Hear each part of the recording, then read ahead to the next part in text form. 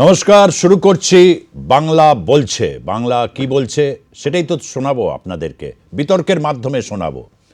করোনার পর একটা দীর্ঘ সময় অতিক্রান্ত হওয়ার পর এবার আসছে পোস্ট করোনা বাজেট, ভ্যাকসিন অবয়ে বাজেট। ভ্যাকসিন অবয়ে বাজেট, আমাদের কাছে বাজেট ভ্যাকসিন, অর্থাৎ কোথায় কোথায় প্রতিষেধক দরকার। ভারতীয় অর্থনীতিতে যেরকম প্রতিষেধক দরকার কিছু জায়গায় হচ্ছে স্টিমুলাস দরকার। স্টিমুলাস যদি ভ্যাকসিন প্রয়োগ করা হয় তাহলে এমনভাবে সে নিজেকে তৈরি করতে পারে যেটা অন্তত 10 বছর কাজে লাগবে মিনিমাম। মানে প্রতি 5, 7, 10 বছর এত দ্রুত পরিবর্তনশীল পৃথিবীতে অর্থনীতিও দ্রুত পরিবর্তনশীল হতে থাকবে, যার কারণে দরকার হচ্ছে একটা ভাবনা চিন্তা। সেই ভাবনা চিন্তার অবকাশ থেকেই যায়। 2021-এ বাংলায় ভোট, তাই নজরে সবারই ভোটটা থাকবে। এবারের বাজেটে বাংলা একটা বিশেষ ভূমিকা নিতে চলেছে এমনটাই অনুমান, এবং বাজেটের ফোকাস যেদিকেই থাকুক সমস্ত দিককে চিন্তা করে আমরা মনে করি যে বাংলার ভোট এবং সেই উন্নয়নের প্রশ্নে যে ভোটটা হতে চলেছে, উন্নয়নের প্রশ্ন, সামাজিক সুরক্ষার প্রশ্ন এবং নানাবিধ যে অন্যান্য রাজনৈতিক ইস্যুগুলো রয়েছে সেগুলো তো রয়েছেই, বছর ভর থাকবে। অর্থনৈতিক ব্যবস্থা ভালো হলেও থাকবে, খারাপ অবস্থা আরও বেশি প্রকট হয়ে ওঠে, এটাই চিরকালের নিয়ম।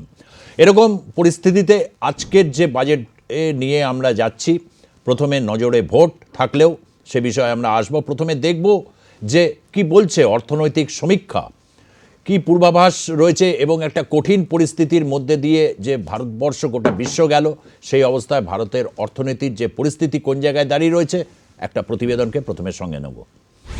কেন্দ্রীয় সমীক্ষা বলছে গত এপ্রিল জুনে জিডিপি সংকোচন ছিল 23.9%। তারপরের ত্রৈমাসিকে তা হয় 7.5%।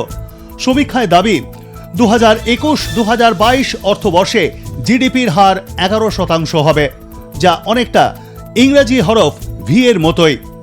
প্রতিষেধকের ওপর পূর্ণ আস্থা রেখে আর্থিক সংস্কারের পরামর্শ দিয়েছে সমীক্ষা। মানুষের হাতে টাকা জোগাতে সরকারি ব্যয় বাড়ানোর পরামর্শ। গবেষণা এবং পরিকাঠামোয় জিডিপির গড় ব্যয় 1.5 থেকে 3% বাড়বে। কোভিড মহামারীতেও আশার আলো কৃষিক্ষেত্র। 2020-2021 অর্থবর্ষের প্রথম এবং দ্বিতীয় ত্রৈমাসিকে বৃদ্ধির হার 3.4% ধরা হয়েছে। সমীক্ষার দাবি, সরকারের একগুচ্ছ কৃষি সংস্কারের ফল এই রূপলি রেখা। প্রথম ত্রৈমাসিকে জিডিপির হার পড়লেও দ্বিতীয় ত্রৈমাসিকে বৃদ্ধি হয়েছে, যার ফলেই ইংরেজি হরফ ভি এর মতো জিডিপি বৃদ্ধির আশায় কেন্দ্র। সরকারি বিনিয়োগের ঘাটতির উল্লেখ করেছে সমীক্ষা। 2020-তে মুদ্রাস্ফীতির কারণ ছিল খাদ্যপণ্যের চড়া মূল্য বৃদ্ধি। ডিসেম্বরে আরবিআই এর লক্ষ্যমাত্রা অনুযায়ী তা কমে প্রায় 4.6%। রপ্তানি কমবে 5.8% এবং আমদানি কমবে 11.3%। ব্যুরো রিপোর্ট, আর+ নিউজ। কঠিন পরিস্থিতিতে রয়েছে, একটু বুঝিয়ে দিই। ভি মানে হচ্ছে এরকম, অর্থাৎ কখনো কখনো উল্লম্ফন হয়ে আবার ড্রপ করে আবার উল্লম্ফন। এরকম পরিস্থিতিতে যা আগেই বলা হয়েছিল, বারবার করে আমরা যে বিতর্কগুলো করি, 11 বছর ধরে আর+ নিউজে বিতর্ক চলে, 11 বছর ধরে। সেই বিতর্কে বারবার করেই কতগুলো বেসিক জিনিস বলা হয় যে দেশের মানুষের ক্রয় ক্ষমতা বাড়াতে গেলে সরকারের বিনিয়োগ দরকার, বারবার করে বিনিয়োগ দরকার। সরকার সেটা ডোল আকারে দিচ্ছে না কি নামে দিচ্ছে সেটা বড় কথা নয়, বিনিয়োগটা দরকার। সরকার নিজে দায়িত্ব নিয়ে বিনিয়োগগুলোকে করবে, বিনিয়োগকে আনবে, এই সমস্ত বিষয়গুলো খুব দরকার। না হলে ভারতবর্ষের যে মুক্তি নেই সেটা কিন্তু পরিষ্কার বোঝা যাচ্ছে। এবং সবচেয়ে বড় কথা হচ্ছে দুর্নীতির প্রশ্ন। অন্য প্রশ্নগুলোকে সঙ্গে নিয়ে আমরা এই মুহূর্তের বিতর্কের দিকে এগোচ্ছি। নজরে ভোট, ভোট রয়েছে নজরে, কিন্তু যাব ভ্যাকসিন আবহে বাজেটের দিকে। কোহিনুর মজুমদার রয়েছে, তৃণমূল কংগ্রেসের এক তরুণ মুখপাত্র, তাকে স্বাগত জানাচ্ছি। চন্দন ঘোষ চৌধুরী রয়েছেন আমাদের সঙ্গে, যিনি প্রদেশ কংগ্রেসের মুখপাত্র। অর্থনীতি বিষয়ে যথেষ্ট তিনি প্রাজ্ঞ মানুষ, এবং সবচেয়ে বড় কথা ভারতীয় জনতা পার্টির হয়ে যিনি রয়েছেন রাজীব বিশ্বাস, যিনি একজন অধ্যাপক, এবং তার সাথে আমাদের সঙ্গে ভার্চুয়ালি রয়েছেন বিশিষ্ট অর্থনীতি বিশ্লেষক ভাস্কর সিংহ রায়। ভাস্কর সিংহ রায়কেও স্বাগত জানাচ্ছি। আমি প্রথমে একটু রাজীব বিশ্বাসের কাছেই আসব। বিনিয়োগ, বিনিয়োগ বিনিয়োগ কেন্দ্রীয় স্তর থেকে সরকারি যদি বিনিয়োগ না বাড়ে, সরকার যদি খরচ না করে, তাহলে দেশে কে খরচা করতে এগোবে? ঠিক সেটাই হচ্ছে যে ইকোনমিক রিভিউ প্রকাশ হয়েছে, সেই রিভিউতে এটাই উঠে আসছে। অনেকেই বলছেন যে মানুষের হাতে টাকা দরকার। এবং যাই হোক, 6 বছরে এই প্রশ্ন অনেকবারই করেছি রাজীব তোমাদের কাছে, যে 6 বছরে কেন্দ্র কতটা বিনিয়োগ করলো রাজ্যে, মানে কেন্দ্রীয় প্রতিষ্ঠান, কেন্দ্রীয় সরকারের চাকরি, এটা খুব গুরুত্বপূর্ণ। 2021-এ বাংলায় ভোট, সমস্ত জায়গায় বাজেটের মধ্যে বাংলার দিকে একটু ফোকাস অনেকেই আশা করছেন। কি বলবে রাজীব বিশ্বাস? সময় তোমার 2 মিনিট। দেখুন, আমি অর্থনৈতিক বিশেষজ্ঞ নই, তো একজন শিক্ষিত মানুষ হিসেবে যতটুকু বুঝি, সেখানে এর আগেও এই বিভিন্ন যে ডিবেট হয়েছে সেখানে এই কথাগুলো তুলে ধরেছি। কেন্দ্রীয় সরকার তার যে আর্থিক প্যাকেজ, আমাদের এই যে যখন করোনা আবহ চলেছে সেই সময় আমি বারবার বলেছি 20.97 লাখ করোড় এটা এই টাকাটা দেওয়া হয়েছিল আর্থিক প্যাকেজ। এটা কেন্দ্রীয় সরকারের বিভিন্ন রাজ্যে বিভিন্ন ক্ষেত্রে, সেটা এমএসএমই হোক বা অন্যান্য ক্ষেত্র হোক, সেই জায়গাগুলোতেই আর্থিক প্যাকেজগুলো দেওয়া হয়েছে। যখন এই করোনা আবহ চলছে তখন অনেকেই হই হই করে উঠেছিলেন যখন জিডিপিটা হঠাৎ করে ফল করে যায়। আমি বারবার সেখানে এটা বলার চেষ্টা করেছিলাম যে এই জিডিপি ফলটা সাময়িক, এবং সেখানে এই প্রজেকশনও করেছিলাম। আমার সাথে একটা ডিবেটে আমাদের ভাস্করদা ছিলেন, সেখানে আমি এই ভবিষ্যৎবাণী করেছিলাম যে খুব দ্রুত গতিতে এটা ঠিক আবার উপরের দিকে যাবে। ঠিক তাই হয়েছে, কারণ কনজিউমারিজম যদি কমে যায় তাহলে জিডিপি ফল করে, এটা সবাই আমরা জানি। এবার সেটাই হয়েছে। এখন দেখবেন জিডিপি উঠছে, শুধু উঠছে না, আইএমএফ সেটা প্রজেকশন করেছে, ওনারা বলছেন যে 2021-এ সেটা 11.5 এই পার্সেন্টেজে এগোবে। তার মানে আমাদের ছিল 23.9, যেটা আমাদের মানে নিচে নেমে গেছিলো, সেখান থেকে এক লাফে দেখুন কিভাবে উঠছে। তাহলে এই নেগেটিভ আর পজিটিভটাকে যদি ধরা হয় তাহলে কিভাবে বাড়ছে জিডিপি, এটা বাড়বে। এবার আর্থিক প্যাকেজ বা অন্যান্য ক্ষেত্রে আপনি বলছিলেন যে কেন্দ্রীয় সরকারের চাকরি বা এইগুলো দিয়ে কখনো অর্থনৈতিক কোনো মাপকাঠি যে খুব বেশি বিচার করা যায় তা নয়। এটা মেন ক্ষেত্রটা হচ্ছে যে কতটা প্রোডাকশন হচ্ছে আর কনজিউমারিজমটা কতটা আমরা বাড়াতে পারছি, এইটার উপরে আসলে অর্থনীতি জেনারেলি আমার মনে হয় ঘোরে বেশিরভাগটা। তাছাড়া আদার্স অনেক ফ্যাক্টরস রয়েছে, কারণ অর্থনৈতিক বিশেষজ্ঞ নই, ডিটেলসটা হয়তো আমি বলতে পারবো না। এটা সাধারণ একজন শিক্ষিত মানুষ হিসেবে আমার মনে হয়েছে। মানে এই অবস্থায় তুমি বলছো যে ভারতের অর্থনীতি পোস্ট করোনা পর্যায়ে কোথাও একটা জায়গায় গিয়ে এসে একটা রিভাইভ করার দিকেই রয়েছে, তাই তো? হ্যাঁ, সেটা তার সাথে সাথে যেভাবে আজকে বিশ্বের বুকে ভারতবর্ষ যেভাবে করোনাটাকে মোকাবেলা করেছে এবং যেভাবে রিসার্চের মাধ্যমে একটা ভ্যাকসিন এনে যেভাবে মোকাবেলা করার চেষ্টা চলছে, এবং মানুষকে তাদের একটা আশ্বাসন দেওয়া হচ্ছে যে না, এটা করোনাকে ভারত কোনোভাবে ভয় পাচ্ছে না, বরং তার বিরুদ্ধে রুখে দেওয়ার জন্য আমাদের সমস্তভাবে আমরা কেন্দ্রীয় সরকার পুরোপুরি প্রস্তুত আছেন, এবং এটা বিশ্বের কাছেও একটা বার্তা গেছে। আপনারা যদি ভালো করে খেয়াল করেন দেখবেন যে করোনা আবহেও যেটা এফডিআইয়ের কথা বলা হচ্ছিল, অনেকেই বলছিলেন এফডিআই কিন্তু আসা বন্ধ হয়নি, বরং ভারতের উপরে সবার আস্থা বেড়েছে। এই করোনা মোকাবেলার ক্ষেত্রে অনেক যারা বড় বড় বিজনেসম্যান রয়েছে তারা কিন্তু একটা আশার বাণী পেয়েছেন যে না, ভারতবর্ষ একটা দেশ, এত বড় কনজিউমারিজম রয়েছে, সেখানে অর্থনৈতিক ক্ষেত্রটা বড়, সেখানে কিন্তু তারা ইনভেস্টমেন্ট করেছেন, কন্টিনিউয়াসলি চালিয়ে গেছে, হয়তো কম দ্রুত গতিতে হয়নি কিন্তু কন্টিনিউয়াস চলে গেছে সেটা। আপনি পাশাপাশি যে দ্রুত গতিতে যে অর্থনীতিগুলো এগোচ্ছিল চায়না, তাদের থেকে আমরা অনেক বেশি এগিয়ে আছি, তো এটা তো অনেক পজিটিভ দিক। আমি একটু আসবো ভাস্কর সিংহ রায়ের কাছে। ভাস্কর সিংহ রায়, রাজীব বিশ্বাসের বক্তব্য শুনলেন। দেখুন, রাজীব বাবু স্বীকার করে নিয়েছেন তিনি একজন শিক্ষক, কিন্তু অর্থনৈতিক বিষয়টা বোঝেন না, মানে অতটা ওনার নেই। কিন্তু ওনার কথার সূত্র ধরে বলছি, ওনাকে জিজ্ঞেস করব, সারা পৃথিবীতে যখন তেলের দাম কমছে, ভারতবর্ষের সরকার এরকম একটা করোনা পরিস্থিতির পরে তেলের দাম বাড়িয়ে দিয়ে মানুষের কর সংগ্রহ করে মানুষের মধ্যে যে সমস্যার সৃষ্টি করেছেন, এবং এই টাকাটা মানে এই যে খরচ করার জন্য যে টাকাটা, সেই টাকাটা তোলার জন্য দেশের মানুষের উপরে মরার উপর খাড়া গা দিচ্ছেন। আমাদের সচেতন ভাবে বলছেন রাজ্য সরকার একটা বড় পোর্শন তেল থেকে যায়, সেই কথাগুলো বলুন, সেই ট্যাক্স গুলো কমছে না, কিন্তু তাদের হারটা অনেক বেশি, আপনি জানেন সেটা। জিএসটি বাবদ যে প্রাপ্তি, সেই টাকা রাজ্য সরকারগুলোর কাছে এখনো অবধি কেন্দ্র সরকার দিয়ে উঠতে পারে না, পার্ট বাই পার্ট দেওয়া হচ্ছে, আপনি খোঁজ রাখছেন না। না, আপনি বলার সময় আমি বলিনি, আপনি আমাকে বলতে দিন। প্রতিরক্ষা খাতে চূড়ান্ত ভাবে বাজেট বাড়িয়েছে। দেশের ভেতরের যে অর্থনৈতিক পরিকাঠামো যে ভেঙে পড়েছে, তার জন্য সাধারণ মানুষের কাছে খরচ করার জন্য কোনো টাকা ডাইরেক্ট ট্রান্সফার করেননি। আমাদের এই 2020 সালে যে বিপর্যয়ের মধ্যে দিয়ে আমরা চলেছি, তারপরেও সরকার সুদের হার কমিয়ে দিয়েছে, তেলের দাম বাড়িয়েছে, জিএসটি কালেকশন করেছে, সেগুলো তুলে দেয়নি রাজ্য সরকারের হাতে, যেটা রাজ্য সরকারের প্রাপ্য। এবং প্রতিরক্ষা খাতে যে বাজেট বাড়িয়েছে তার সুফলও কিন্তু এখন আমরা পাইনি। আমরা দেখেছি দেশের 45 বছরের মধ্যে সব থেকে বেশি মানুষ মানে সেনাবাহিনী মারা গেছে সেটা হচ্ছে এই গত বছর, আপনি তথ্য রিপোর্ট দেখে নেবেন। এই যে ভি শেপের প্রজেকশন যেটা করা হচ্ছে, এই ভি শেপ প্রজেকশনের জন্য সরকার টাকা কোথা থেকে পাবে সে ব্যাপারে কোনো সুস্পষ্ট কোনো জায়গা নেই। আমি এখানে প্যানেল যারা বাকিরা তাদেরকে জিজ্ঞেস করবো যে সরকার যে খরচ করবে তার টাকাটা তুলবে কোথা থেকে? সরকারের অবস্থা ভাঁড়ে মা ভবানী। সরকার কেন্দ্রীয় সংস্থাগুলোকে বিক্রি করার জন্য নিলামে তুলছে, কেনার লোক নেই। এখন অব্দি এয়ার ইন্ডিয়াকে বিক্রি করে উঠতে পারলো না। বিভিন্ন আপনি এই কথাগুলো বলছেন ভাস্কর দা, আপনি এই কথাগুলো বলছেন, বিএসএনএল কাদের সময় এই অবস্থা দাঁড়িয়েছে? আজকে এয়ার ইন্ডিয়া কাদের সময় এই অবস্থা দাঁড়িয়েছে? বরং বেশ, তো আমরা ভ্যাকসিন আমরা ভাস্করের বক্তব্য শুনলাম, রাজীবের বক্তব্য শুনেছি। আমি জানি এই বিষয়টা রাজীবের কাছে অনেকটাই, কেননা হচ্ছে কেন্দ্রের অর্থনৈতিক যেহেতু বাজেটটা তাদের কাছে, গোটা দেশের বাজেট যেহেতু আসছে সামনে, এবং সেই পরিপ্রেক্ষিতে আমি একটু চন্দন ঘোষ চৌধুরীকে বলবো। চন্দন ঘোষ চৌধুরী, 2 মিনিট সময়। সুজিতা, প্রথমেই আমি বিনীতভাবে এই অনুরোধ করব যে আমি যতক্ষণ কথাটা বলবো আপনার 2 মিনিট সময় আপনি একমাত্র যিনি আমাকে বাধাপ্রাপ্ত করতে পারেন এবং প্রশ্ন করতে পারেন। প্রশ্নটা এখানে আমরা একটা কথা থেকে শুরু করি, সেটা হচ্ছে যে blessed are the young will inherit national debt. মানে ঘটনাচক্রে আমরা সেই আশীর্বাদ কি করে যাচ্ছি না আগামী প্রজন্মকে, যারা জাতীয় বোঝা হিসেবে এই ব্যাপক রকম ঘাটতি দেশের অর্থনীতিকে বহন করবে? প্রথম প্রশ্নটা যদি একটু অর্থনৈতিক তত্ত্বে আসার, কারণ এটাও আমার একটা পরিচয়, শুধু কংগ্রেস নয়, একটু তত্ত্বে আসা যায়, তাহলে একটা জিনিস আমরা দেখতে পাবো।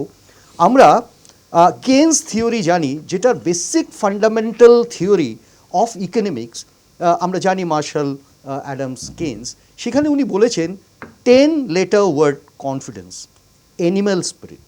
এই অ্যানিম্যাল স্পিরিটে সবথেকে বড় অঙ্গ হচ্ছে যে আমরা কতটা আত্মবিশ্বাসী এবং সেই বিশ্বাসের উপর নির্ভর করে একটি সরকারকে কিভাবে নির্ধারণ করছি। পরিষ্কারভাবে আমরা দেখতে পাচ্ছি যে এই সরকার প্রত্যেকটি ঘাটতিকে এমনভাবে মনোহরকারী ভাষাতে বা তার স্কিমে এটাকে নিমজ্জিত করছেন যেখানে আসল অর্থনীতি চাপা পড়ে যাচ্ছে। আমরা বারবার যে প্রসঙ্গটা আনছি, IMF-এর ক্ষেত্রে এরা রেফার করছেন 11.5% যে বৃদ্ধি, যেটা ফিস্ক্যাল বৃদ্ধি তৈরি হবে, সেখানে কিন্তু একটি প্রশ্ন রয়ে গেছে ডিউরিং প্যান্ডেমিক এবং তার আগে থেকে হয়ে আসা, আমি শুধু প্যান্ডেমিককে দায়ী করব না, তার আগে থেকে হয়ে আসা যে ফিস্ক্যাল ডেফিসিটটা তৈরি হয়ে আছে, যে বিশেষত ইনফ্লেশন, মুদ্রাস্ফীতি, তার পরিমাণও কিন্তু 11%। সুতরাং আপনি এটাকে মেকআপ করবেন কিভাবে? আলটিমেটলি আগামী 2 বছরে 2.4%, এইটুকু শুধুমাত্র আমাদের নিয়ে সন্তুষ্ট হতে হবে, যেখানে কংগ্রেসের একটি সরকার ইভেন রিসেশনের মধ্যে দিয়ে যখন যাচ্ছিল তখনও কিন্তু 7.9-এ বেঁধে রেখেছিল। সুতরাং বুঝতে হবে অর্থনৈতিক অবস্থাটা কোন জায়গায় দাঁড়িয়ে, এটা হচ্ছে একটি জায়গা। সুতরাং এটার জন্য একটা ড্রাইভার সিট দরকার, যেটা ইকোনমিস্ট ডক্টর মনমোহন সিংয়ের মতো মানুষ চালাতে পারেন, সেটা প্রমাণ হয়ে যাচ্ছে। দ্বিতীয় প্রসঙ্গ যদি আমি এখানে আসি, প্যান্ডেমিককে সামনে রেখে এরা কিন্তু এই প্রসঙ্গগুলো তুলবেন এবং বারবার এর আড়ালে গিয়ে বাঁচবার চেষ্টা করবেন। কিন্তু প্রশ্নটা হচ্ছে 45 বছরের সব থেকে বেকারিত্ব আমরা যেটা ভোগ করেছি বা যার মধ্যে থেকে যাচ্ছি, সেটা তো আগে, অর্থাৎ প্যান্ডেমিকের আগে আমরা যেটা দেখেছি, ডিমনিটাইজেশনের ফলে কত ইন্ডাস্ট্রিয়াল প্রেশার তৈরি হয়েছে, যেখানে ছোট ছোট ইন্ডাস্ট্রিগুলো বন্ধ হয়ে গেছে। আমরা দেখেছি ফল্টিড জিএসটির জন্য কত মানুষের বেকারিত্ব। আমরা দেখেছি ইনফিল্ট্রেশন যেটা তৈরি হয়, অর্থাৎ বিদেশি বিভিন্ন ক্ষেত্রে যেসব বিনিয়োগগুলো বাস্তবে চোরা পথে বিনিয়োগ এখানে যেগুলো হয়েছে, তার পার্সেন্টাইলটা রাখবার কিন্তু কোনো প্রচেষ্টা নেই। আমি বিশেষভাবে কেন বলছি, এখানে একটা বড় লিমিট আছে, যেখানে আমাদের কনজামশন, গভর্নমেন্ট এক্সচেকার মানে গভর্নমেন্ট স্পেন্ড যেটা হচ্ছে, এবং তার পাশাপাশি একটা এক্সপোর্ট ভ্যালু, সেখানে কি আপনি ভালোভাবে যদি দেখতে পারেন তাহলে দেখবেন যত বড় আত্মম্বরিতার প্রচার এরা করছে, ঠিক ততটাই বিফলে যাচ্ছে কিন্তু একদম অর্থনৈতিক গ্রাউন্ডটা। তাতে কি হচ্ছে, চায়না আগেনস্ট চায়না আমরা বহু কথা শুনেছি, প্যান্ডেমিকে আরও বেশি শুনেছি, কিন্তু এখনও পর্যন্ত সুজিতদা আমি একটা এক্সাম্পল দিলে বুঝতে পারবেন, 63% আমরা মেডিসিনে ডিপেন্ড করতাম চায়নার উপরে, আজকে যেখানে দাঁড়িয়ে আছি 63% আমরা ডিপেন্ড করছি চায়নার উপরে। অর্থাৎ বাস্তবিক ক্ষেত্রে কোনো পরিবর্তন কিন্তু হচ্ছে না। আলটিমেটলি কি হচ্ছে, এখানে ইকোনমিক যে যে যে যে যে বিস্তারটা দরকার, সেখানে ছোট হতে হতে এমন জায়গায় যাচ্ছে যে গভর্নমেন্ট এক্সচেকার ভরাতে হচ্ছে। ভাস্করবাবু ঠিকই বললেন, ওই পাবলিক সেক্টর ইউনিটের যেসব লাভজনক সংস্থা, তাকেও বিক্রি করে দিতে হচ্ছে, এবং পাশাপাশিভাবে দেখতে হবে আন্দোলনের মাত্রা কোথায় পৌঁছেছে, আসবো স্বাভাবিক ওই জীবনযাত্রায় ওই কি প্রশ্নে আন্দোলন থাকতে পারে? আসবো, ওই প্রশ্নে এই আসবো। আন্দোলন কোহিনুর থাকতে পারে? মজুমদার, আসবো একটু সবাই বলে নিক। কোহিনুর মজুমদার। দেখুন, এই বাজেটে সরকারের কাছে কয়েকটা ছোট ছোট চ্যালেঞ্জ আছে। প্রথম চ্যালেঞ্জ যেটা 2016 সালে নরেন্দ্র মোদী এই সরকারকে দিয়ে গেছে, ইনহেরিট করে দিয়ে গেছে, সেটা হচ্ছে নোটবন্দির কারণে আপনারা যেটা জানেন একটা স্তরের নিচে মানুষের হাতে ক্যাশ নেই, এবং ক্যাশ না থাকাতে মানুষের হাতে ক্রয় ক্ষমতা নেই। ক্রয় ক্ষমতা না থাকাতে মানুষের যে পারচেসিং পাওয়ার যদি না থাকে, তাহলে ইকোনমি রোল করবে না। আমার হাতে টাকা না থাকলে আমি কিনবো না, আমি যদি না কিনি আপনার বিক্রি হবে না, আপনি যদি টাকা হাতে না পান পরের স্টেজ থেকে কিনবেন না। এর ফলে কি হচ্ছে, এই যে ক্যাশটা রোল করতো, এবং আমাদের তো ডিজিটাল ব্যাংক, ডিজিটাল ইকোনমি খুব চলে না তরাল লেভেলে, রিটেল সেক্টর বলুন বা আমাদের যেটা সব থেকে বেশি জিডিপি আসে এগ্রিকালচারাল সেক্টর, সেখানে ব্যাংকে যতই টাকা ফেলুক সরকার, আলটিমেটলি ট্রানজাকশনটা কিন্তু ক্যাশেই হয়। এবং এটা সরকারের ব্যর্থতা। কোন সরকার, 67 বছরের কংগ্রেস না 6 বছরের বিজেপি, সেটা তর্ক করার বিষয় না, কিন্তু এটা তো মানতে হবে যে গ্রামীণ ক্ষেত্রে আপনি একটা এটিএম খুঁজতে বেরোতে গেলে আপনার বাইকের তেল ফুরিয়ে যাবে, আপনি এটিএম খুঁজে পাবেন না, থাকলেও আবার লিঙ্ক থাকবে না, আবার থাকলেও লিঙ্ক থাকবে না।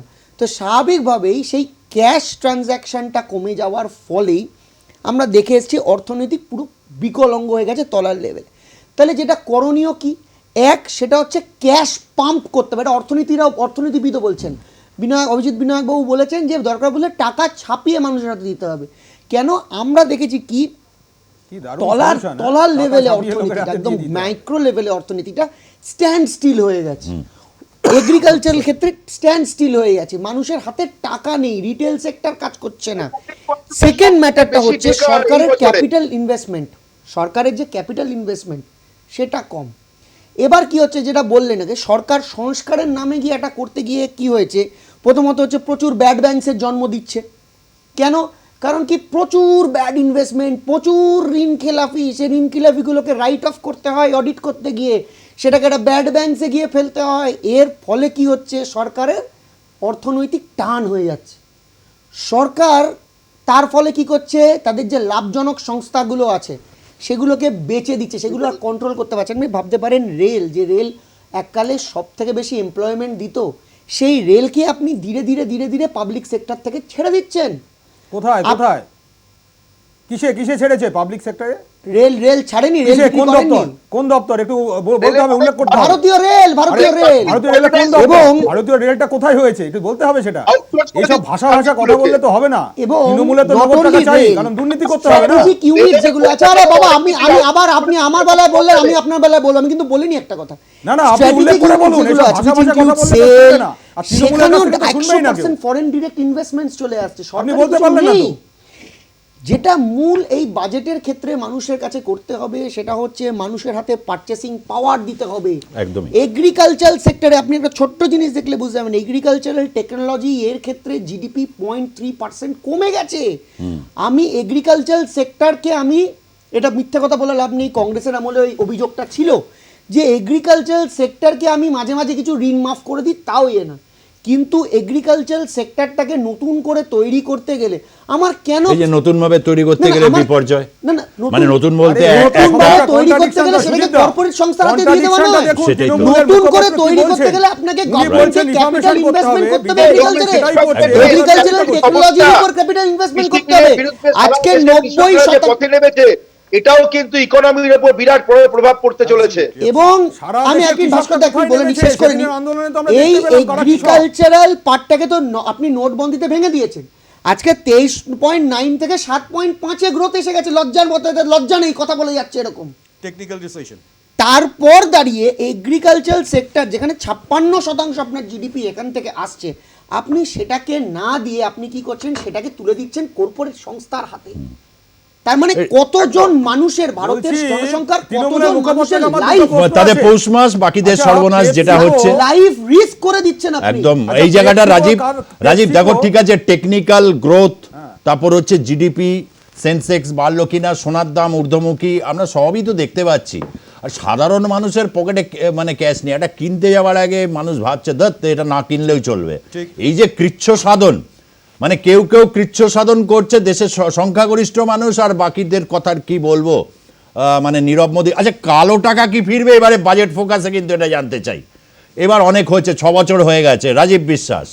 সুজিতদা, কালো টাকা তো বাজেটে কি করে কালো টাকা ফিরবে না না, সেটা নিয়ে আলোচনা বলবে হয় তো, না। একটা তো কিছু জানবো, আমি এত বলছি, টাকা বলছি, ফেরত আমাকে বলতে এসেছে। দাও, আমাকে বলতে দাও। টাকা যদি কালো উদ্ধার কালো করা হয়, টাকা দেশকে কিভাবে বাইরে আর না যেতে পারে সেই ব্যবস্থাটা আচ্ছা, বিজেপি বাইরে অনেক আগে মানে থেকে যারা করে নিয়ে দিয়েছে। চলে গেছে পৌষ মাস, তাদের বুঝে গেলাম, পৌষ মাস ঠিক চলছে আছে। তো। আর আজকে কংগ্রেস বা যারা বলছে, আজকে যে মেহুল চোকসি থেকে শুরু করে যারা যারা কাদের সময় দুর্নীতি হয়েছে, এই নামগুলো- এরা এই কথাগুলো ছবি বলছে না। আছে, ছবি। এরা বারবার শুধু বলছে চোর চলে গেল, আরে চোরটা তৈরি করেছে কে? ছবি আছে। আর তৃণমূল তো চেঁচামেচ করবে, ছবি আছে। তৃণমূল চেঁচামেচি করবে, কারণ চোর এদের কারখানা এই সবাই মিলে বলো না, রাজীবকে বলতে দাও। তৃণমূলের সম্পর্ক দূর দূর এটা তো বলবে। কারণ আজকে বড় বড় যারা চোর, তারা রাজ্যসভার মেম্বার কাকে করা হয়েছিল? যেদিন আজকে টাকা কংগ্রেসের মালিক কে পালিয়েছে, ছিল? সেদিন দেখতে পেয়েছি কংগ্রেস কাকে রাজ্যসভার আপনি কি জানেন করেছিলেন? সেটা জেডি তার আগে পর্যন্ত দেখতে পাইনি। রাজীববাবু ভুল বলছেন, ভুল বলছেন। এখানে মিথ্যা প্রচার। এবং কংগ্রেস দিল্লিতে কোনোদিনও নমিনেট করেনি রাজ্যসভায় বিজয় মালিয়াকে, আমরা জানি। যে প্রত্যেকটা ক্ষেত্রে আজকে যে মনমোহন সিং এর কথা বলা হচ্ছে, একটা রোবোটিক ক্যারেক্টার, না না, কেউ সেই- সবাই এই জানতো। তো, তুমি কি বিহেভিয়ারাল সায়েন্স নিয়ে যাবে নাকি? সবেমাত্র ছিল। এক সেকেন্ড চন্দন, তোমরা ডক্টর মনমোহন সিং এর নামটা শুনলেই কেন খেপে যাও কেন? খেপে যায় না। রোবোটিক ক্যারেক্টার, এগুলো কি কথা? ডক্টর মনমোহন সিং রিসেশনের পরেও ভারতবর্ষের অর্থনৈতিক এরকম মানুষের ইন্টারেস্ট রেট বেশি ছিল, লোকজন রিসেশনটা বুঝতেই চাইতো না। কত চেষ্টা করছি ভাই, দুনিয়া ভর রিসেশন চলছে, কিন্তু আর মানে এই অবস্থা মানুষের কাছে কিন্তু সেরকম সুজিতদা, বার্তা পৌঁছয়নি। সুজিতদা, এই রোবোটিক তার জন্য- পার্সোনালিটি সেদিন কিন্তু দেশকে এগিয়ে নিয়ে যেতে পেরেছিলেন। না না, আমি কেন বলছি অস্বীকার সুজিতা, করছেন? সুজিতা, ঠিক কথা তার বলেছেন জন্য সুজিতা। মনমোহন সিং এর কোনো ক্রেডিটের কোনো জায়গা নেই। আমি- আমাদের আমি- ইকোনমিটাই মিক্সড এই প্রথম ইকোনমি। আমাদের ভারতবর্ষে মিক্সড ইকোনমি করলে আমাদের এই সবাই মিলে কোনো বলা সময় শুরু করলেন। রিসেশন হলে আমাদের এত সমস্যা করতে হয় না। তার জন্য মনমোহন সিং এর কোনো দরকার পড়ে না। আরে যে প্রধানমন্ত্রী ওখানে নাম কাজ একটা রোবটের বেশ, ক্যারেক্টার ছিল, বেশ, তার সম্পর্কে এত আলোচনার কোনো বিষয় নেই। আজকে গোল্ডেন ইকোনমি, সেটা আমরা জানি। বলে যারা ভারতবর্ষের অর্থনীতি সামলাচ্ছেন, ভারতবর্ষের আমাদের যারা অর্থমন্ত্রী, তারা প্রত্যেকে দুর্ভাগ্যজনক ভাবে তারা কেউ অর্থনীতিবিদ নয়। Absolutely. আপনি অরুণ জেটলি, তিনি একজন আইনজীবী ছিলেন, এবং তারপরে আজও যিনি রয়েছে তিনিও কিন্তু অর্থনীতিবিদ নন। কে আমাদের অর্থনীতিবিদ এটাই আর কে অর্থনীতিবিদ নয় সেটা বিচার্য বিষয় নয়। বিষয়টা হচ্ছে দেশে বিচার্য যখন ক্রিটিক্যাল টাইম, ঠিক আছে, সেই টাইমে প্রথম অর্থনীতিটাকে আমরা বাঁচিয়ে বুঝে রাখা। গেলাম। এবং আমরা যে দেখলাম যে ভোট নজরে আমরা জানি প্রত্যেকের রয়েছে, বিজেপি তার ডিফেন্সকে সামলানোর চেষ্টা করবে, কঠিন পরিস্থিতি। একটা ছোট্ট কথা বলি। একটু আমি বলবো না, আমি এর মধ্যে ঢুকবো না। মনমোহন সিং এর কেসটা কি? না না, সময় হয়ে গেছে বিরতি। একটা জিনিস